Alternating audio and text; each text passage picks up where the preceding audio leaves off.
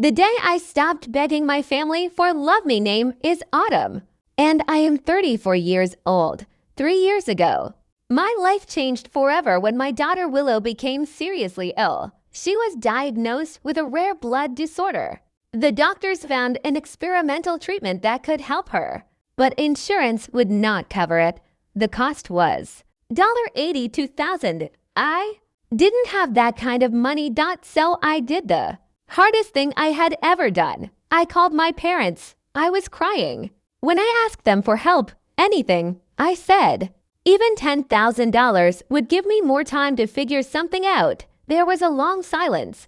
Then my father cleared his throat. I'm sorry, Autumn, he said.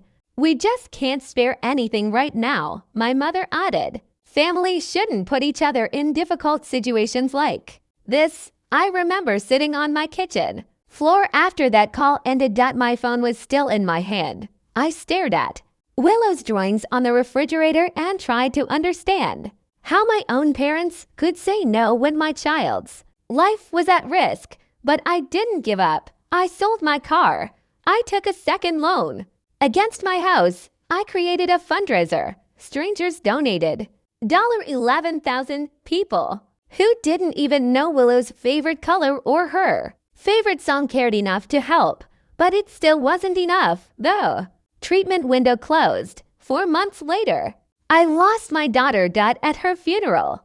I watched my parents cry. Their tears were real. That was the hardest part because I knew they loved Willow, but I also knew they had chosen not to help when they had the chance. 6 weeks after they told me they had no money, my brother Griffin bought a house, a beautiful 4-bedroom house, a finished basement, a huge yard, a place for children he didn't even have yet. When I asked how he managed the down payment, my mother smiled proudly. Your father and I helped him, she said. It was a gift. The same month, they told me they couldn't spare a single dollar for my dying daughter. I didn't scream. I didn't fight. I just sat there quietly and realized something inside me had changed. After Willow died, I built a wall around myself. I still attended family gatherings because I didn't want anyone saying I abandoned them, but I stopped expecting them to understand my pain. Griffin never talked about the money. He never mentioned the help our parents gave him. He just talked about his new kitchen, his home theater, and his perfect house, like none of it had a cost, like my daughter's life hadn't been measured against it. During those years, I became a paralegal specializing in trust and estate law. I learned how families protect wealth, how people write others into their lives, and how easily someone can be forgotten. Then one night, everything changed. My mother called me at 11 p.m. Her voice was shaking. It reminded me of the night she called about Willow, but this time, it was about Griffin. He had collapsed at work. His organs were failing. He needed a transplant. The doctors couldn't find a donor match. Then my mother said the words I will never forget. Autumn, you're his sister.